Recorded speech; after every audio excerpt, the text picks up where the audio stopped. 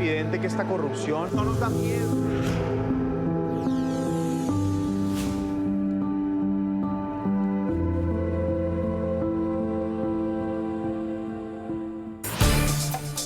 Hola, ¿qué tal? Les saluda Claudia Gurizati, directora de este canal internacional de noticias y este programa de opinión, de análisis, de debate. Hoy con una noticia que es absolutamente triste. Es profunda la tristeza que se siente, el dolor que se percibe en Colombia. Por lo personal, pero también por el país. Miguel Uribe Turbay murió después de 2 meses y 4 días desde que ocurrió ese brutal atentado criminal en su contra que sufrió durante un mitin político en Bogotá, en la capital de Colombia. La vida de Miguel se apagó esta madrugada, no sobrevivió a las consecuencias de las balas asesinas. Por supuesto, el país no perdió la esperanza durante estos 2 meses. La gente acompañó, los colombianos acompañaron a su esposa, a su familia, a sus hijos y sobre todo a una comunidad que cree en la democracia, que cree en las libertades. Las balas asesinas apagan nuevamente una voz que generaba muchísima esperanza, la voz de un joven político que llenaba de optimismo precisamente el quehacer de la política en Colombia por su honestidad, por su ternura, por sus preocupaciones genuinas por el país, un defensor profundo del derecho a la vida de los colombianos, a su integridad. Todas las personas tenemos derecho a vivir en paz, a poder vivir, hablar, expresarnos, trabajar sin miedo. Y Miguel era un hombre muy solidario.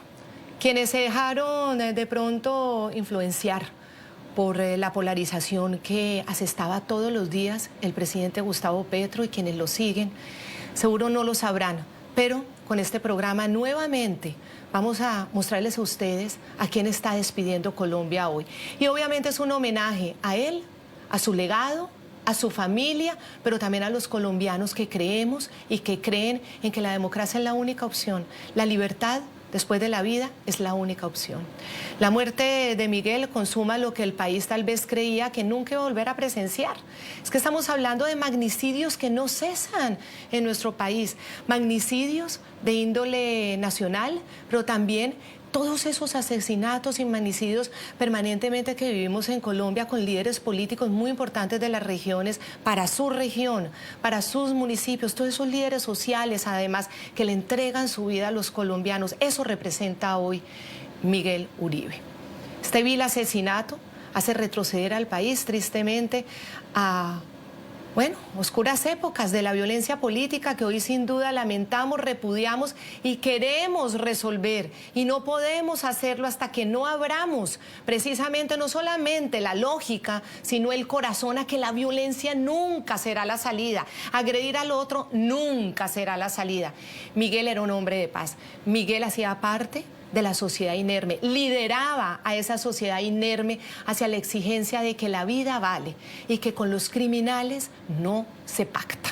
Miguel defendía la vida, defendía la libertad y defendía el progreso de los colombianos y lo hacía desde el alma. La vida de Miguel Uribe Turbay fue cegada por los violentos en uno de los momentos más promisorios de su corta pero brillante e intensa carrera política. A sus 39 años de edad era uno de los más opcionados precandidatos a la presidencia de la República por el partido opositor Centro Democrático. Como defensor de la vida de un país sin violencia y garante de los principios democráticos, Miguel Uribe dejó un destacado legado en el ejercicio de la política. De tan solo 26 años fue elegido concejal de Bogotá, corporación de la que incluso fue su presidente. Posteriormente ejerció el cargo de secretario de gobierno de la ciudad de Bogotá y luego de aspirar a la alcaldía mayor de su ciudad de Bogotá, dio un exitoso salto al Congreso de la República. En el año 2022 resultó elegido senador con la mayor votación para el Congreso de Colombia. El 28 de enero de 1986, en el corazón de una familia tradicional bogotana, nació Miguel Uribe Turbay, nieto del expresidente Julio César Turbay y doña Nidia Quintero. Lo reconocían como un joven que, a pesar de estar marcado por profundas tragedias, supo lidiar con el dolor y salir adelante. Hijo de la periodista Diana Turbay, quien murió en 1991 durante un operativo de rescate luego de permanecer 5 meses secuestrada. Ese día que iba para la entrevista con el cura Pérez, me carga, me alza, me da un beso y me da un hasta pronto. Esa fue la última vez que la vi viva. Su padre, Miguel Uribe Londoño, asumió desde entonces el rol de ambos, acompañándolo en su dolor con una entrega silenciosa e inquebrantable. Miguel, en medio del dolor y la consternación que nos embarga, ha logrado unir a este país en una sola voz que repudia la violencia.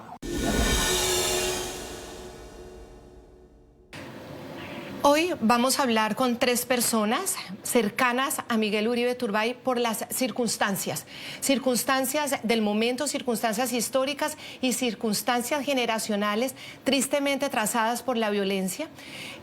Cuando Diana Turbay fue acribillada por el narcotráfico, por Pablo Escobar, el 25 de enero del 91, Miguel Uribe apenas tenía 4 añitos, iba a cumplir 5, era muy pequeñito.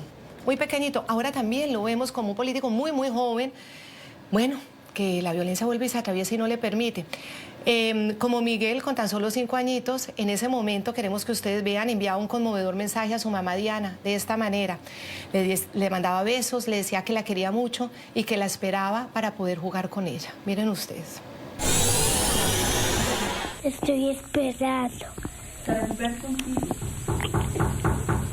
Para jugar contigo.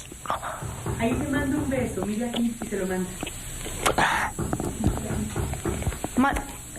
Mándale otro beso a tu mamita. Mamita linda, te quiero.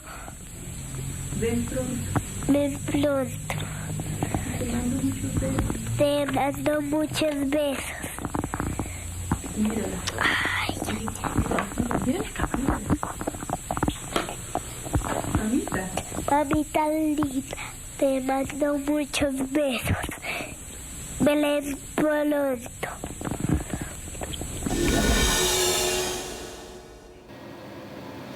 Bueno, ahí estaba Miguel Uribe mandándole besos a su mamá cuando pierde a su mamá. Ahora la historia se repite, ahora queda un pequeñito, también huérfano, por culpa de la misma violencia. Eso obviamente hiere profundamente en el alma. Voy a saludar a nuestros invitados. Azucena Liévano es una periodista que escribió, ejerciendo este oficio, pues muchísimas partes de la historia y capítulos de la historia de Colombia tristemente marcados por la violencia, y vivió también en carne propia la violencia de Pablo Escobar. Tuvo que compartir con Diana Turbay momentos pues muy agobiantes y duros, y hoy queremos, Azucena, saludarla, decirle que usted ha sido inspiración para periodistas de mi generación, de muchísimas. Ustedes fueron un ejemplo porque fueron mujeres aguerridas y mujeres que le plantaron cara a los violentos, al crimen, al terrorismo. Tristemente, Miguel Uribe se nos convirtió en esa esperanza de poder terminar una misión que a Diana no le dejaron, que la violencia no la dejó, o sea, se atravesó. Pablo Escobar la mató y no lo dejó. Y cuando Miguel Uribe aparece en la escena, ya adulto, fue como esa esperanza para el país de completar ese legado de su mamá. Y por eso duele tanto en lo personal, pero sobre todo en el país. Azucena, usted que vivió tan cerca con Diana todo ese episodio, ¿hoy qué siente, hoy qué percibe, hoy qué le dice a Colombia? Claudia, muy buenas noches. Un saludo especial para todos los que nos ven a esta hora. Tristeza es lo que siento.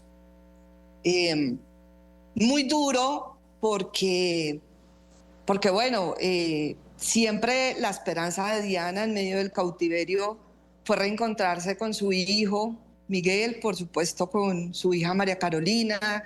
Ese era su sufrimiento permanente.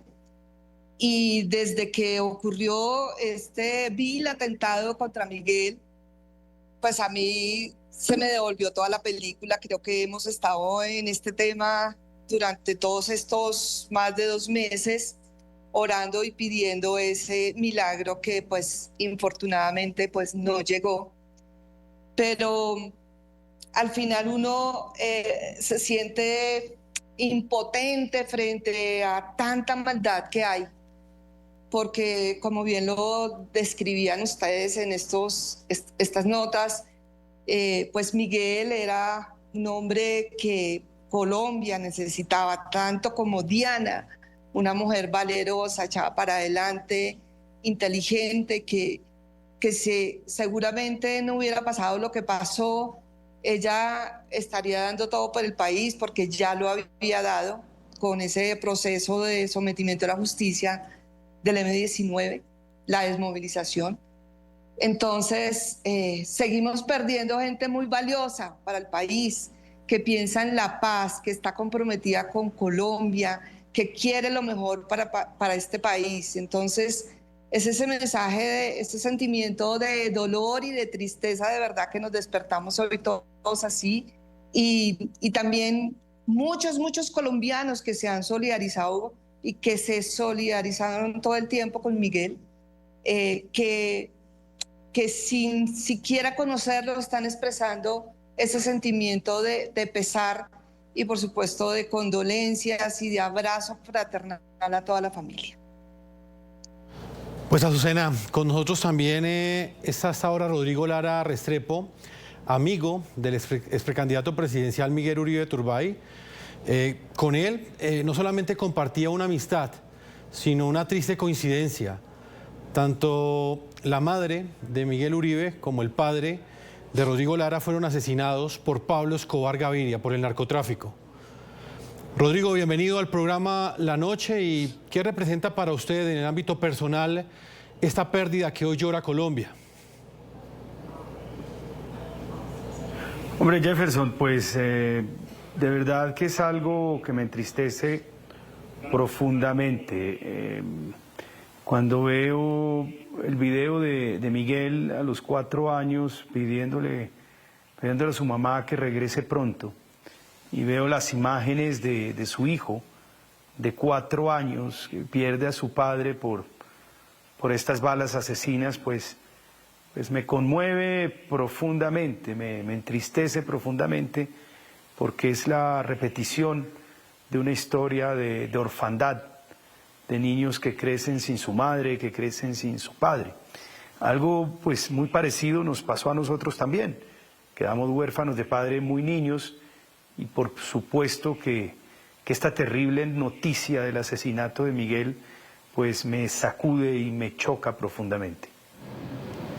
Sí, sacude, choca, sobre todo porque, Rodrigo, y ahora le doy también la palabra a Juan Manuel Galán, ustedes de todas maneras han representado la posibilidad para Colombia de superar una violencia y de poder terminar legados. Ustedes tienen el propio, pero el de sus padres fue cegado por la violencia, como en este momento lo estamos viviendo nuevamente con Miguel. Ustedes dos todavía siguen representando esa esperanza para Colombia. Mire, en la zona política donde se encuentren, dentro de la ideología que tengan, dentro de su forma de pensar a Colombia, ustedes están ejerciendo un derecho que a otros la violencia no les ha permitido, y entonces se convierten en voz de esperanza, y eso era Miguel. Cuando todos ustedes crecen en medio de esta situación de tanta violencia, en nuestra generación, porque somos de la misma generación, el hecho de que ustedes estén en la esfera pública y política tratando de hacer lo que no le permitieron a sus padres, es un hecho de esperanza. Por eso duele tanto que nuevamente en la generación que siguió tenga que volver a sufrir lo mismo y la vuelvan a callar. Juan Manuel, ¿cuál es su mensaje hoy y cuál es su sentimiento hoy? Y lo expresamos abiertamente. ¿Cuál es ese sentimiento que como generación y como líder responsable de Colombia tenemos cada uno en nuestra función? Claudia, un saludo para ustedes y para Rodrigo, para Azucena también, en este momento trágico y doloroso, triste que nos convoca este encuentro. Pues la historia, ante todo, es una historia de repetición, no solo para Colombia, sino en particular para la familia de Miguel Uribe Turbay. Ya ustedes lo han mencionado, el asesinato de Diana Turbay, que ahora se repite en cabeza de Miguel Uribe Turbay. Se repite además porque es el mismo origen de la violencia. La violencia, el origen de la violencia que mató a Diana Turbay es la que hoy asesina a Miguel Uribe Turbay. Es la historia que se repite en Colombia de violencia, de narcotráfico, de organizaciones criminales que han acrecentado su ventaja, su expansión, su control territorial, su control poblacional, y que hoy, como ayer, hace 35, 40 años, pretenden desafiar al Estado, pretenden desafiar la institucionalidad, desafiar la democracia y a punta de balas silenciar voces que piensan distinto, voces que se atreven a hablar desde su postura de oposición. Por eso el gran reto que tenemos en Colombia, y es un reto para la sociedad en su conjunto, no solamente para la política, para los medios de comunicación, para los empresarios, para la sociedad civil, para la academia, para todos los sectores de la sociedad colombiana, es que entendamos que tenemos que trabajar por la no repetición, porque la historia de nuestro país se sigue repitiendo. Seguimos reciclando esos ciclos de violencia, de muertos, de huérfanos, de viudas, de desplazados, de tantas víctimas que hoy no solamente en cabeza de Miguel, en cabeza de muchos colombianos, miles de colombianos que han sufrido esa violencia, que han perdido a sus padres, que han perdido a sus hijos, a sus hermanos, a sus sobrinos, a sus parientes, que han tenido que desplazarse. Y lo que nos debe hacer reflexionar el asesinato de Miguel Uribe Turbay es que si queremos rendirle un homenaje real a la memoria, al legado, al testimonio de Miguel Uribe Turbay, ese homenaje tiene que ser la no repetición de la historia de violencia, y él lo decía, que quería dedicar su vida política y su causa a que Colombia superara definitivamente la violencia. Y trabajemos unidos para dejarle al hijo de Miguel, para dejarle a nuestros propios hijos un país en donde no se repita la historia de violencia. Ese es mi mensaje. Absolutamente, absolutamente de acuerdo. Es que hoy estamos hablando de Alejandro, el hijo de Miguel, como cuando en su momento el país hablaba de Miguel, hijo de Diana Turbay. Y es tan doloroso que cuando el narcotráfico mata a Diana Turbay, Miguel tenía 4 años. Hoy Alejandro tiene 4 años y le está pasando lo mismo que a su padre. Su padre no pudo volver a abrazar a su madre, él no podrá volver a abrazar a su padre. Alejandro Turbay Tarazona, Uribe Tarazona, pues era su amor, junto con sus otras 3 hijas, las hijas de María Claudia, y tocaban el piano juntos, y ahora ese pequeño vuelve a estar obligado a contar la misma historia trágica de Colombia. Vamos a tratar de tener un poco más de esperanza, pero hoy es un día que definitivamente pues hay mucha tristeza. Hemos visto la foto de Diana abrazando a Miguel todo el tiempo, y ahora ustedes pueden ver a Miguel con su hijo Alejandro tocando el piano. Dale, vamos juntos, mira. Aquí vamos juntos. ¿Estás listo? 1, 2, 3. Como la luna que alumbra por la noche los caminos, como las hojas al viento, como el sol espanta el frío, como la tierra la lluvia, como el sol espera el río. Así espero tu regreso a la tierra del olvido. Y dice, ¿vamos a cantar el coro? Tú tienes en mi corazón, te quiero. Es que mi vida porque sin ti yo me...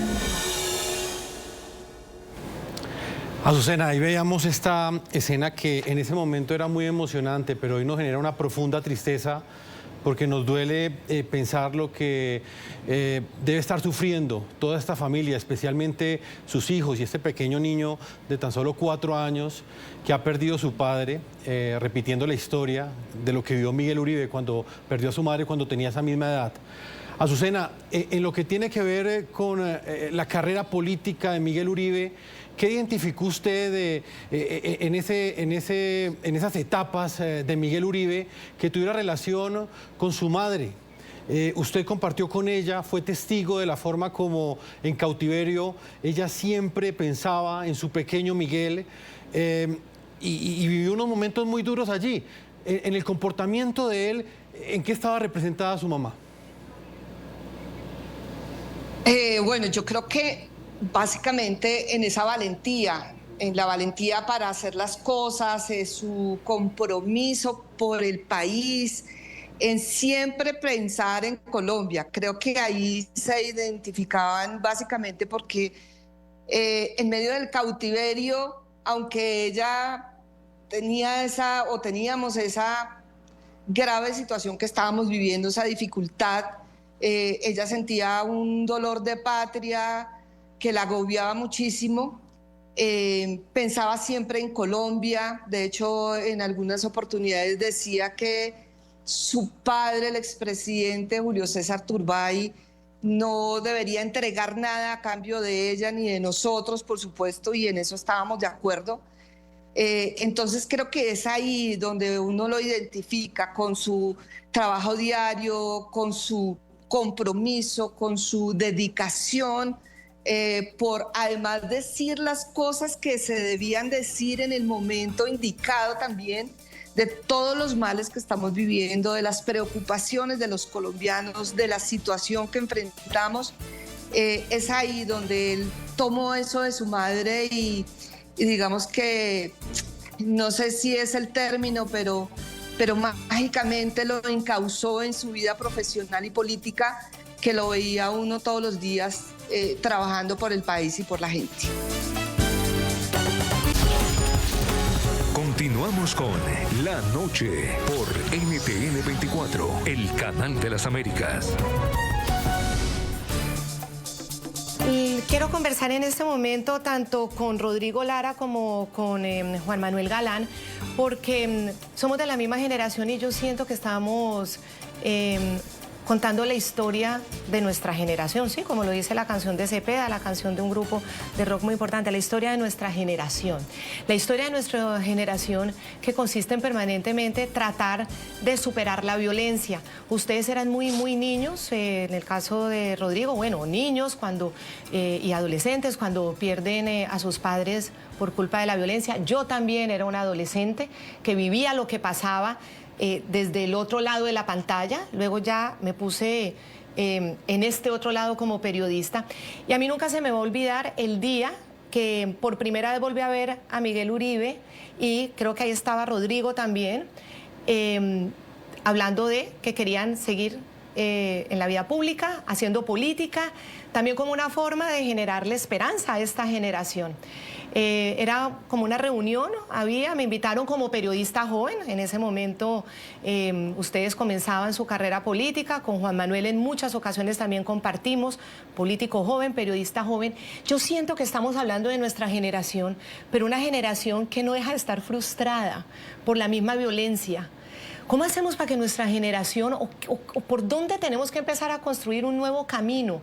Porque a veces, no lo sé, es difícil, no sabe uno por dónde andar para ver si logramos parar esto. Ya perdimos a Miguel, no podemos perder a nadie más. Comienzo con Juan Manuel Galán. Bueno, Claudia, yo creo que tenemos que ir a la raíz del problema que tiene que ver con la violencia que sufre nuestro país. Y eso, pues, se lo he escuchado también a Rodrigo mencionar, y es la ausencia de presencia del Estado en muchas partes del territorio de nuestro país, donde hay tráfico de cocaína, narcotráfico, minería ilegal, donde hay grupos organizados criminales que están haciendo presencia, que están controlando el territorio, como lo está haciendo, por ejemplo, el Clan del Golfo en el departamento del Chocó en este momento, declarando paros armados, y controlando quién puede moverse, quién puede salir, quién puede movilizarse, quién tiene derecho a qué, cómo imparten justicia, cómo extorsionan a la gente. Esas organizaciones criminales siguen allí presentes ante la ausencia del Estado, siguen con su imperio criminal o su deseo criminal de incurrir en todo este tráfico ilícito de drogas, en minería criminal, en todo tipo de conductas criminales. Y también yo creo que es hora, Claudia, de que digamos, aquí no hay grupos subversivos en Colombia más. Aquí ya los grupos criminales no son lo que dicen ser, sino lo que hacen. Y el ELN, por ejemplo, que siempre ha dicho que es una guerrilla y que pudo ser una guerrilla hace mucho tiempo, ya se dedicó simplemente al narcotráfico, a la minería criminal, a extorsionar, a secuestrar, a atentar contra la infraestructura ambiental del país, contra el patrimonio ambiental del país. Entonces lo que son organizaciones criminales que hay que someter a la justicia. Y en eso tenemos que estar unidos los colombianos, porque el discurso de polarización, de odio, de descalificación, de injuria, de personalizar los ataques, lo que hace es dividirnos frente a los violentos, frente a las organizaciones criminales. Y el principal responsable del discurso político en Colombia, por ser el más poderoso, por tener la legitimidad de un mandato otorgado en las urnas, por ser el jefe del Estado, el jefe de gobierno, el comandante supremo de la fuerza pública, las fuerzas militares y de policía, el principal responsable de que el discurso político de odio en Colombia se modere, es el presidente de la República, que debe, a través de su discurso, de su mensaje, de cumplir el mandato constitucional de ser el símbolo de la unidad del país, hoy se ha convertido en el símbolo de la división del país. Y eso, en un momento en que vamos a enfrentar una campaña electoral muy compleja, muy complicada, que puede estar repitiendo la historia del año 90, cuando tuvimos 3 candidatos presidenciales asesinados. Rodrigo, también lo quiero como escuchar en esa reflexión. ¿Por dónde caminar? Buscamos de una manera, buscamos de la otra. Y bueno, estamos hablando de la historia de una generación que no logra superar esto. Decía Juan Manuel en esta reflexión, bueno, aquí hay unas causas de fondo que es como una ausencia estatal, pero claro, tampoco se puede resolver porque siempre estamos tratando de resolver primero lo elemental que es la vida, que es la libertad, que es la integridad. Entonces esto es como un círculo vicioso de nunca acabar, y nuestra generación va perdiendo la esperanza. Pues, Claudio, no hay que perderla, es en últimas y en el fondo una lucha entre el bien y el mal. El mal que está representado por organizaciones criminales que también asesinaron, por ejemplo, a mi padre, a Luis Carlos Galán y a los candidatos presidenciales de los 90, con el propósito básicamente de garantizar su impunidad, el goce y el disfrute de su fortuna mala vida. Son exactamente las mismas circunstancias, pero con actores distintos.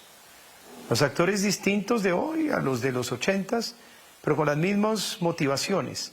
Organizaciones criminales que necesitan controlar sectores enteros de nuestro territorio, poblaciones enteras para afianzar sus rentas criminales, y al mismo tiempo que necesitan doblegar, intimidar, aterrorizar a la dirigencia judicial, política, administrativa del Estado colombiano, para que no se atrevan a perseguirlos, para que no se atrevan a someterlos a la justicia y a quitarles sus dineros mal habidos. Es decir, en los 80s estaba, sí, Pablo Escobar, el cartel de Medellín y sus cómplices, el cartel de Cali. Hoy tenemos a las famosas disidencias, que no son más que organizaciones narcotraficantes sin ningún tipo de legitimidad política, si este gobierno, de manera absolutamente inaceptable y equivocada, les haya otorgado ese estatus mediante estas fracasadas negociaciones de paz total. Organizaciones derivadas de los antiguos paramilitares, como el Clan del Golfo y todas esas organizaciones como La Terraza, etcétera, que azotan en las zonas periurbanas de Medellín, todas con el mismo propósito: afianzar sus rentas mal habidas, generalmente ligadas al narcotráfico, controlar esas poblaciones mediante fronteras invisibles y atentar, matar con violencia selectiva, como pasó con Miguel Uribe, para mandarle un mensaje al resto de los colombianos: el que se atraviese en el camino de nuestra impunidad, el que se atraviese en el camino de nuestro intento por gozar de nuestra fortuna y jubilarnos impunemente, correrá la misma suerte de Miguel Uribe. Ese fue el mensaje que mandaron. Y esto naturalmente muy ligado con ese infausto acto político que tuvo lugar en la Plaza de la Alpujarra en Medellín. Delincuentes condenados a 30, a 25 años de cárcel, purgando sus penas, fueron llevados por el presidente de la República a un acto político en una plaza pública de Medellín. ¿Qué cree usted que están pensando? ¿Qué cree que buscan estos individuos? Garantizar que todo este despelote, que todo este desorden de la llamada paz total se apruebe en el Congreso de la República y un próximo gobierno lo pueda implementar para que ellos puedan salir de sus cárceles, gozar de sus fortunas. Lo mismo piensan Iván Márquez, el guerrillero de las FARC, o los que provienen de los antiguos paramilitares como el Clan del Golfo, todos unidos simple y llanamente por el lucro criminal. Y necesitan, y para eso, muy posiblemente fue que atentaron contra Miguel, necesitan mandar un mensaje de terror. Aquí no le tememos a nadie y podremos darle bala a todo y a cualquiera que se atreva a atravesarse en nuestro propósito de impunidad. Eso es lo que está viviendo el país. Y ese mensaje nos debe unir a todos los colombianos. Como le decía yo al principio, en una lucha entre el bien y el mal, entre quienes creemos en la democracia, en los principios de una república, a quienes creemos en el imperio de la ley, contra todas estas expresiones delincuenciales, que entre más usen y más azoten con la violencia, con más fuerza los enfrentaremos, y con más convicción y con más poder moral los derrotaremos. Y es cierto, el mensaje es esta sociedad, la sociedad inerme, la sociedad trabajadora, la sociedad buena, la sociedad que quiere la vida, que quiere el respeto, que quiere las libertades, que quiere la igualdad frente a la justicia, el Estado de Derecho. Es una sociedad que seguramente seguirá luchando. El mensaje está claro, no se puede permitir que ellos precisamente nos arrebaten esa esperanza, y ustedes dos que han sido víctimas directas, perdieron a sus padres siendo muy jovenciticos y han decidido seguir adelante en el camino de lo público y de la responsabilidad por el país, pues sabemos que ahí estarán ustedes trabajando y estaremos nosotros también como periodistas. Les quiero agradecer muchísimo a ustedes dos por compartir este momento. De verdad compartimos mucho de nuestra generación, y a Azucena Liévano por ser esa periodista que también nos inspiró muchísimo, a muchísimas periodistas y bueno, y quienes ejercemos esta tarea, porque ustedes también tuvieron que enfrentar la violencia en muchas ocasiones, sufrirla en carne propia. Ha sido un placer tenerlos a los tres. Buenas noches. Nosotros, Jefferson, vamos a hacer una pausa, Jefferson, con una última reflexión antes de venir a hacerle un homenaje en este programa a Miguel Uribe Turbay, recordando el Archivo de la Noche y como su principal legado en sus frases y en sus participaciones en nuestro programa, Jefferson. Nos lo han recordado nuestros televidentes, Claudia, porque era uno de nuestros invitados asiduos en cada uno de los cargos que ocupó en el Estado colombiano. Cuando regresemos, precisamente, vamos a mostrarle a nuestros televidentes todo el legado de Miguel Uribe en cada una de las frases que entregó aquí en el programa La Noche. Ya regresamos.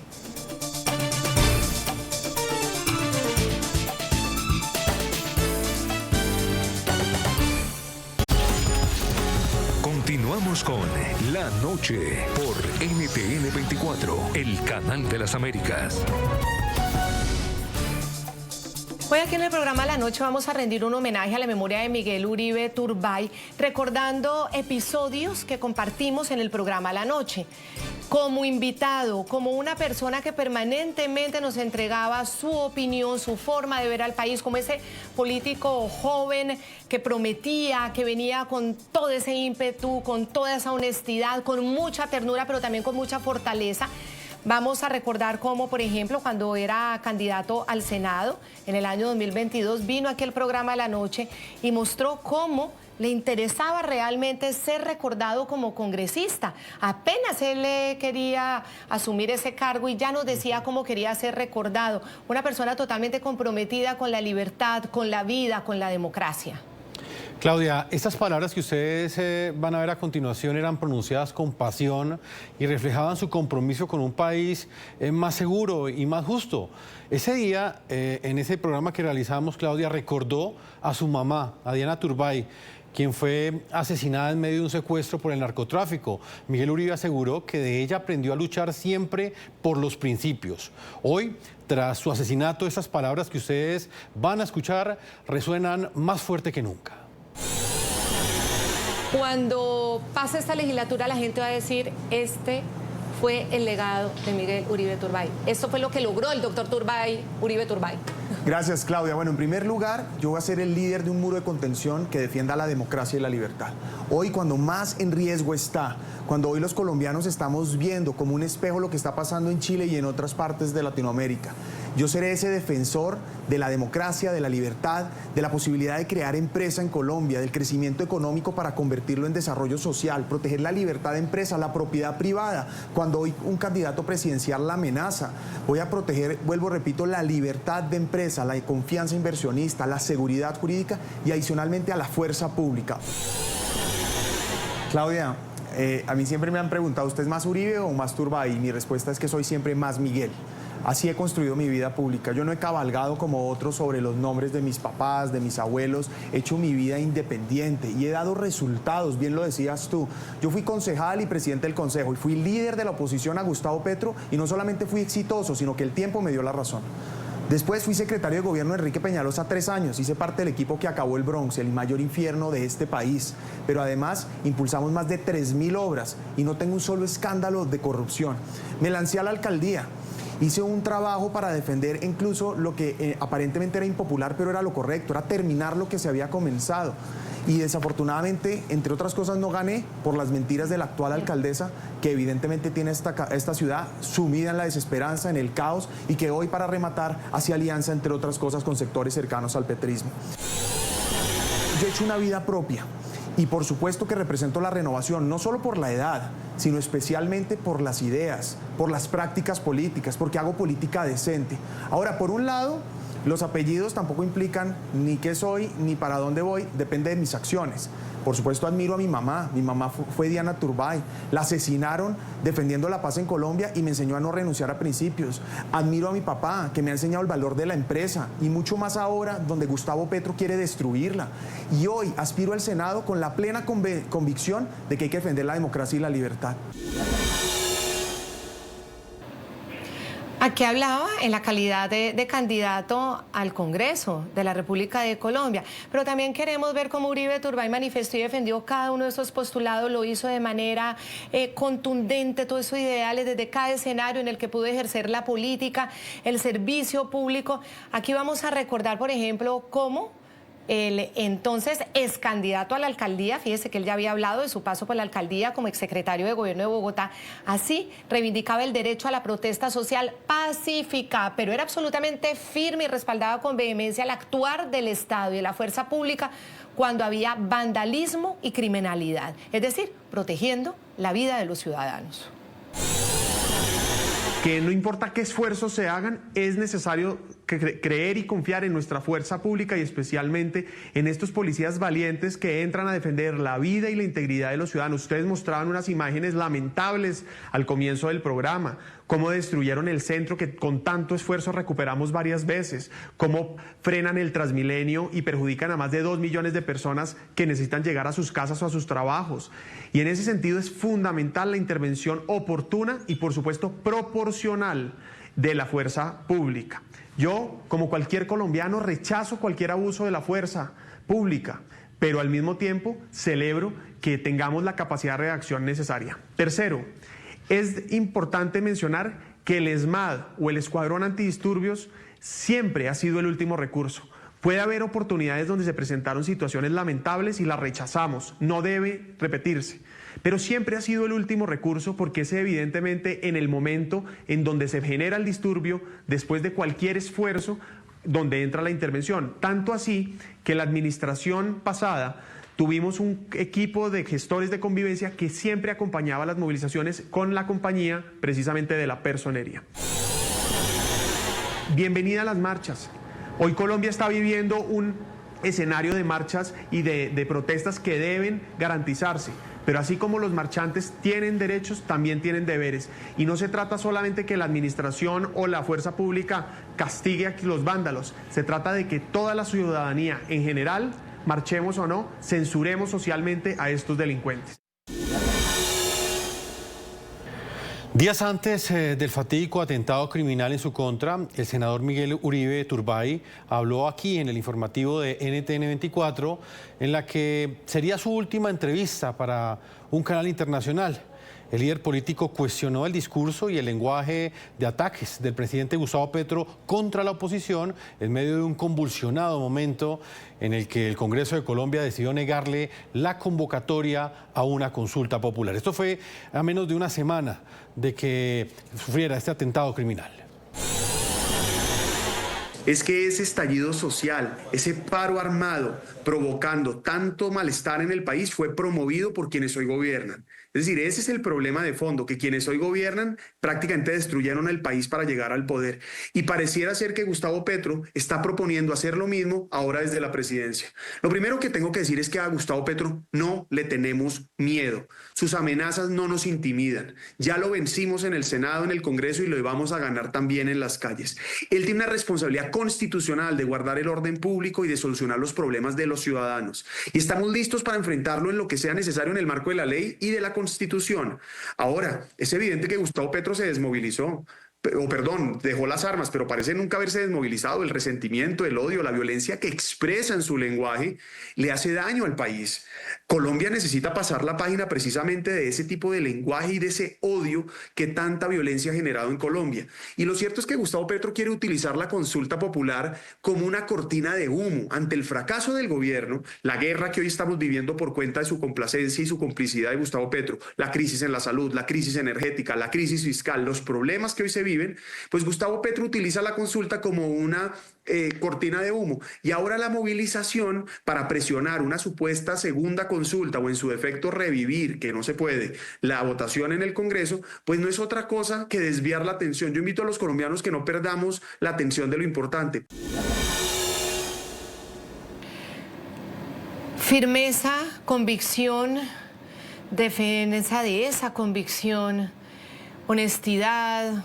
Bueno, eso es lo que el país extrañará de Miguel Uribe Turbay, quienes estaban de acuerdo con su forma de ver al país y quienes no, porque finalmente era un político que no atacaba en lo personal, sino que atacaba con los argumentos, los usaba para poder rebatir, no usaba el ataque, era el argumento. Ejercía la democracia porque creía en ella.